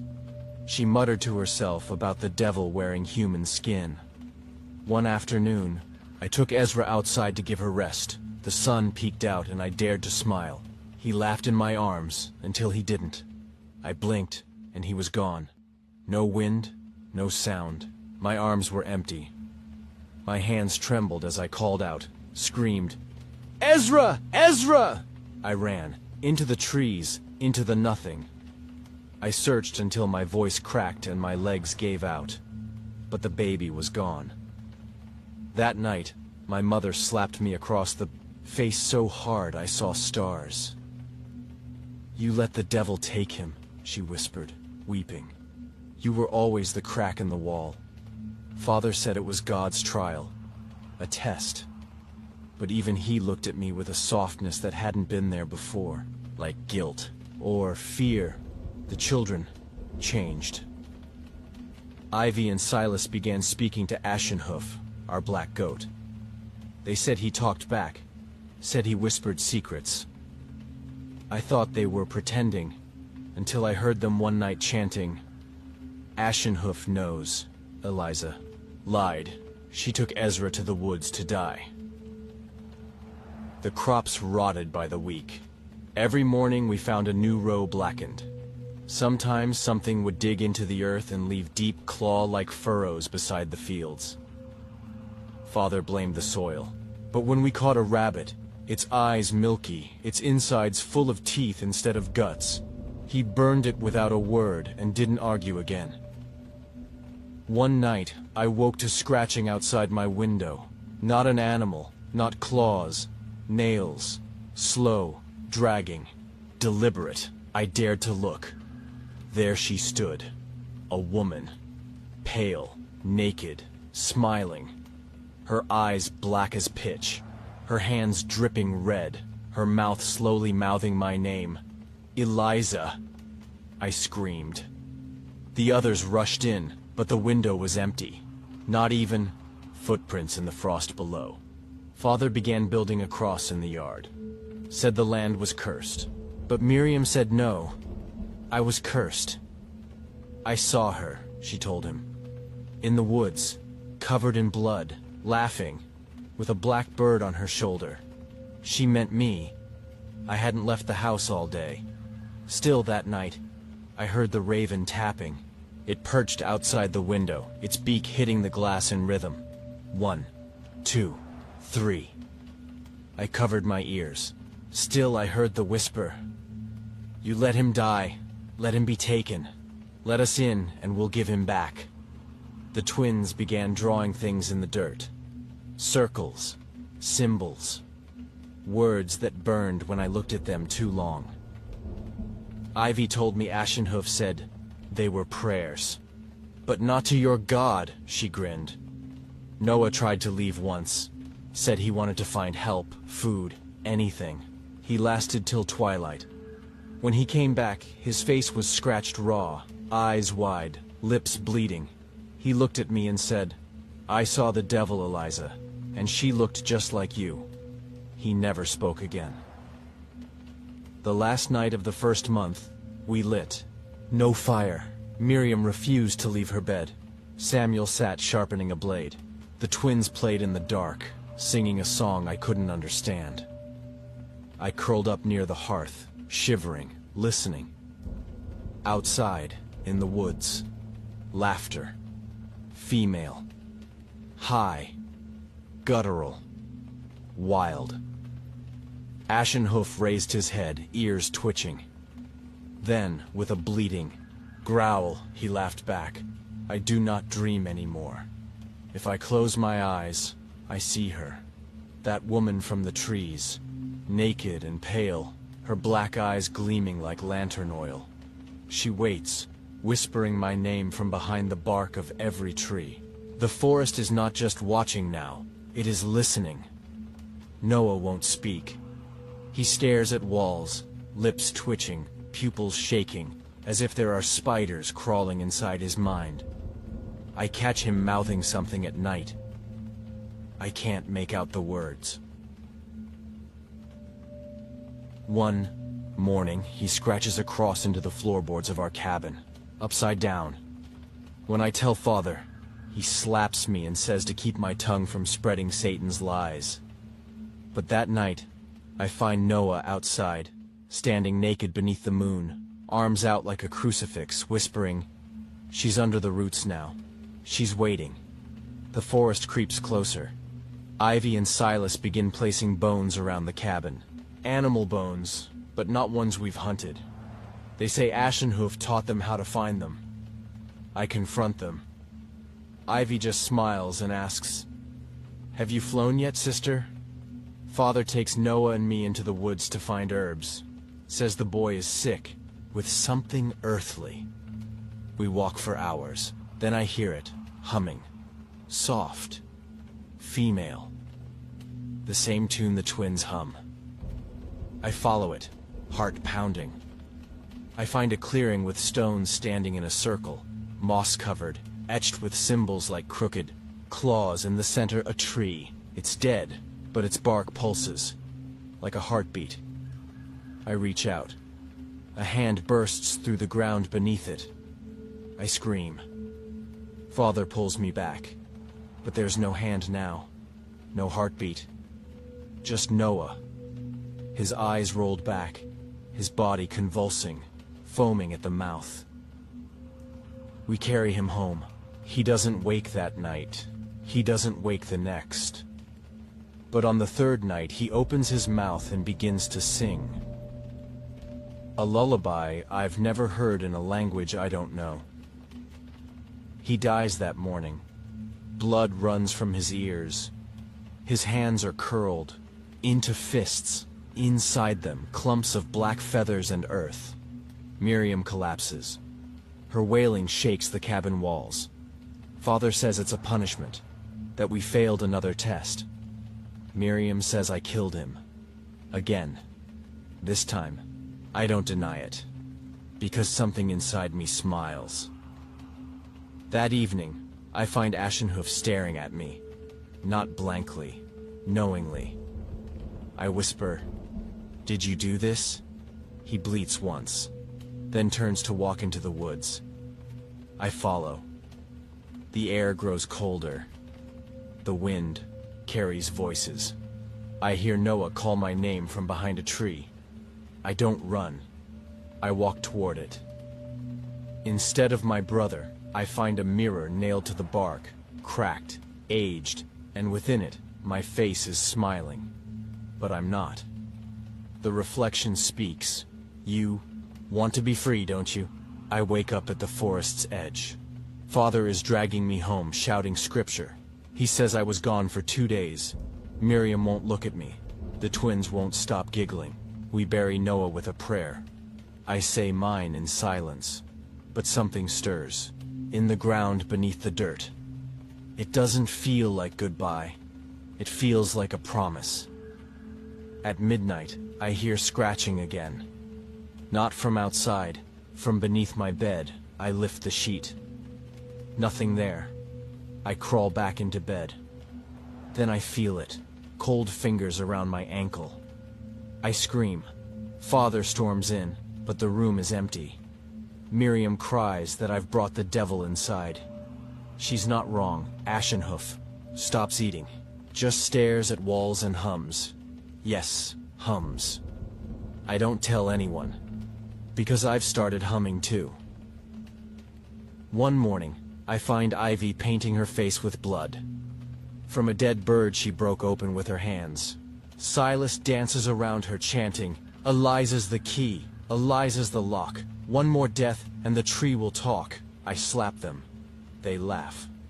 That night, I light a candle and stare at myself in the mirror. Something behind my eyes flickers.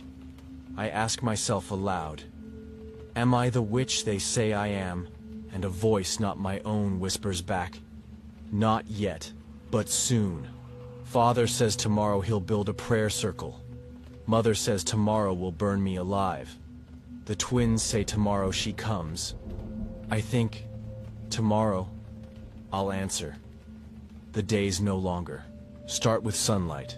They begin with whispers, not from the trees, not even from Ashenhoof, from inside the walls. They sound like Noah, like Ezra, like my own voice sometimes, repeating things I've never said aloud. Father thinks I am possessed. Mother thinks I always was. It begins when I wake with dirt in my mouth, my hands, fingernails caked in soil, my nightgown ripped, my feet bare and cold. I don't remember leaving my bed, but my lips move on their own, and I murmur, "She's almost here." Father builds a circle of wooden crosses in the field. He nails them into the earth with bleeding palms. Ivy and Silas sing outside the cabin, dressed in animal skins, chanting gibberish. I'm forbidden to speak unless spoken to, but I hear everything. That night, Miriam corners me. Her breath stinks of rot and wet wool. "You were born under a storm," she hisses. "A curse from the start. You split my womb like a blade." Then she slaps me, and I laugh. Not because it didn't hurt, but because something inside me enjoyed it. I find Ashenhoof watching me again. He hasn't eaten in days. He hasn't moved much. But tonight, he speaks. Not in words, in visions. My mind fills with fire, a forest of bleeding trees, a circle of women with mouths sewn shut, all looking at me. Then, a man made of shadow, horns curved like a crescent moon. He stretches out a hand. "Speak," he says, "and be free." That same night, I am chained. Father binds me to the barn post, says it's to drive the sin from me.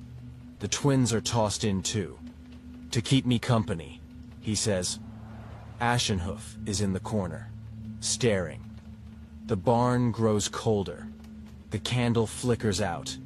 Then the twins begin to shriek. Their bodies lift off the ground, arms bent backward, mouths wide open in a soundless scream. I try to crawl to them, but the chain yanks my neck back. Then I see her, the woman in red. She steps from the shadows behind Ashenhoof. Her skin glows like fire beneath ash. Her fingers reach toward the twins' foreheads. They drop, unconscious, but breathing. She looks at me, smiles, then fades into smoke. When Father opens the barn the next morning, he finds me with blood on my face and straw stuck in my teeth. The twins will not wake. He screams that I've cursed them. That night, he beats me with the Bible. I no longer cry. Instead, I whisper things back at him. Words I don't understand. Words that twist his face with fear. When I say them, the windows shatter. Miriam stops speaking altogether. She kneels in corners, rocking, clutching Ezra's old blanket. Her lips move, but no sound comes. One night, I walk past her and she looks up at me like a child. "You're not Eliza," she says. "You wear her like a coat." The whispers in the walls become clearer. They say names I don't recognize. They tell me how to open doors without keys. I find myself drawing things in the dirt with my toes. Spirals, circles, marks that burn when sunlight touches them. Father begs for guidance. He takes me to the field where the crosses are. He tells me to pray. But the moment I kneel, the crosses burst into flames. Not a spark, not lightning, just fire from the soil up. We run. He cries. I laugh. That night, I wake to Father holding a knife. "I'll save your soul if it kills you," he weeps. He raises the blade. Before he can bring it down, Ashenhoof gores him through the chest. The blade drops. Father's eyes go wide. Blood fountains from his mouth like a blessing gone wrong. He dies at my feet. I look at Ashenhoof. He bows and whispers, "Speak now and become." Miriam doesn't mourn him. She screams that I've killed her salvation. Then she tries to smother me in my sleep. I fight back. And this time I don't stop. I watch the light leave her eyes. And for the first time, I feel peace. I bury them both. In the field of burnt crosses, the land steams where they lie. The air smells of sulfur and lilies. Ivy and Silas wake the next day, laughing. They don't speak a word about the barn. They look at me with wide, knowing smiles. "The tree is open now," Ivy says. Silas takes my hand and whispers, "Time to meet Mother." The forest calls again, but this time, I walk in without fear, because now I speak the devil's tongue, and the trees answer back.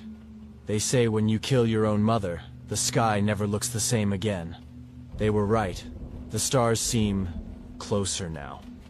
Too close. Like eyes. The forest no longer feels like a place. It feels like a womb. Ivy and Silas won't stop smiling. They whisper to each other in that made-up language. I try to understand, but some words burn inside my ears like smoke. They call me sister, but I don't feel like theirs anymore. I feel like something else. I light a fire in the hearth that night, not for warmth, but for the silence. It hums to me, low and deep. Ashenhoof lies in the doorway, watching me with a calm I used to envy. Now I recognize it. It is the calm of control. The next morning, the trees bloom, in blood. Not sap. Blood. Thick red trails ooze down the trunks. I touch it. Warm. Ivy says it means Mother is awake.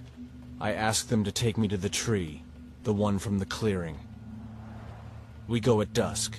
The path has changed. The forest bends around us. Branches part like curtains. When we arrive, the tree is no longer dead. It pulses, breathes. Something inside it is moving. We sit in a circle. The twins begin to chant. Ashenhoof stands behind me, his shadow now twice his size. I feel heat rising from the soil. Then something pushes from beneath it. A heart. Beating, red, glowing, wet. I reach out and touch it, and I hear her. Daughter of flame, born of exile, sister of ash. Speak your truth and you shall awaken, I scream. Not from fear, from release. When I open my eyes, it's night. The tree has split open, and from it, a woman crawls out. She wears a dress of feathers and bones. Her hair is like moving shadow. Her mouth is stitched shut, but her voice fills my head. You killed your name. You killed your blood. Now, become. She reaches out and places her fingers on my chest. Pain floods me like fire. My skin splits. My back arches. I see visions. My mother screaming as I was born. My father burying a stillborn before me. A goat with two mouths offering blood. A coven chanting in the woods. I collapse. When I wake, I'm different. My eyes burn in the dark. I smell truth on the wind. I feel the heartbeat of the earth. I am no longer Eliza Harper. Back at the cabin, it is quiet. Too quiet. I find Ivy and Silas lying on the floor. Their throats are cut, smiling still. Beside them, a message scrawled in blood. The final death sets you free. I weep for them, but not from sadness, from gratitude. Ashenhoof leads me outside. The moon is red. The earth cracks beneath my feet. I dig with my hands until I find Father's bones, and I burn them with the last of the cabin wood. I watch the flames lick the sky, taller than the trees. The voices return. She is risen. She has spoken. She is flame. I walk into the forest naked, unashamed. The bark parts for me. The roots curl around my ankles like old friends. And in the hollow beneath the tree, I find them. The coven. Women made of ash and smoke and shadow. They kneel. I kneel. And together, we rise. We dance beneath the blood moon, our bodies glowing like embers. I no longer feel hunger. I no longer feel shame. I only feel fire. As dawn breaks, I see the world reborn. But I know it is not the same world, because I am not the same girl. I am rebirth. I am vengeance. I am fire in the blood. I used to think freedom would feel like air, but it feels more like smoke. Sweet, thick, and clinging to your lungs until you forget how to breathe without it. I do not dream anymore. I remember the fire, the chanting, the red moon painting my skin in streaks of blood.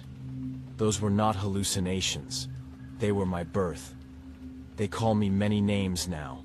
The ash-blooded, the hollow bride, the child of the tree. But I still answer to Eliza, if only to remind myself of the girl I buried. I walk through the woods now, unafraid. barefooted, the roots parting like servants beneath my steps. Animals do not run from me. They kneel. Ashenhoof is no longer a goat. He has grown. Taller than a man now. Horns like twisted iron. His eyes glow like suns through pitch. He speaks with words now, low, seductive, ancient.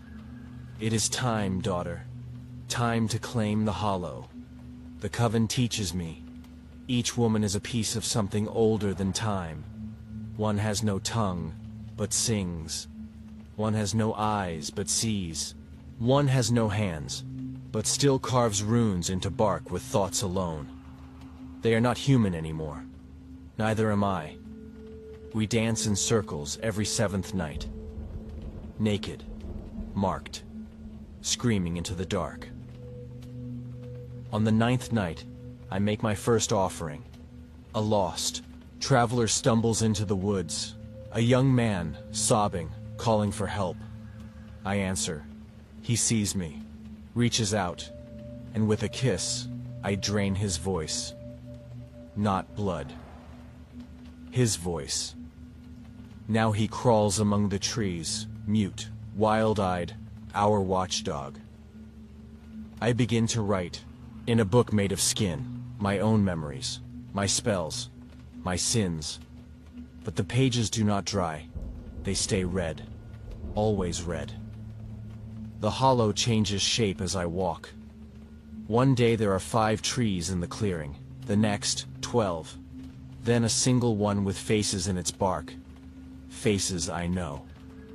Noah, Ezra, Mother, Father, all of them watching, all of them whispering, "Is this what you wanted?" One morning, I wake with bark growing across my legs. I do not panic. I peel it off like silk. Underneath, my veins glow like candle wax. I am not dying. I am transforming. Ashenhoof tells me the time has come to extend our reach. Beyond the hollow, beyond the trees, into the world. He says my voice is a siren song now, and the people will come, to kneel or to burn. So I go to the edge of the forest for the first time in moons. There is a village not far, one I recognize. The settlement that banished us. They've built a new chapel, planted new fields. But the soil here doesn't sing. It screams. I watch from the shadows. The preacher speaks of salvation. I whisper his name into the wind. And that night, he dreams of burning children. I send the wind to them, whispers into the ears of their daughters, sickness into the wells, rot into their bread. No plagues, no fire, just doubt, just fear, until they look toward the forest and wonder, what did we leave behind? The next night, a girl no older than Ivy once was steps into the trees. She follows the scent of ash and roses. She finds me. I don't lure her. I don't touch her. She kneels and smiles, and just like that, the coven grows. We mark her palms with coals. We whisper her new name into her mouth. She giggles as her old name slips away like teeth falling from a child's grin. I return to the tree that birthed me. It opens like a mouth and offers me a crown, thorns, feathers, and teeth. I wear it, and the forest bows. I am no longer Eliza Harper. I am the Hollow, and the world has begun to listen. The Hollow breathes through me now. When I exhale, the trees sway. When I close my eyes, the worms stop writhing. When I speak, the soil splits. The girl who walked into this forest with a baby in her arms is long dead. Eliza Harper died the day the whispers began. The woman I am now has no name. The world can hold. But they still call me something. The witch. The village nearby is crumbling. They've stopped speaking my family's name. They've stopped ringing their bell. They've started burying their children with stones in their mouths, so they can't speak my name after death. But the forest still whispers, and the wind still carries. More girls come, some young, some old, some in pain, some seeking revenge. I do not tempt them. They arrive with fire in their hearts, and I give them shape. One of them, a girl named Ruth, asks me if I miss being human. I laugh so hard the birds fall from the sky. Ashenhoof does not walk anymore. He floats.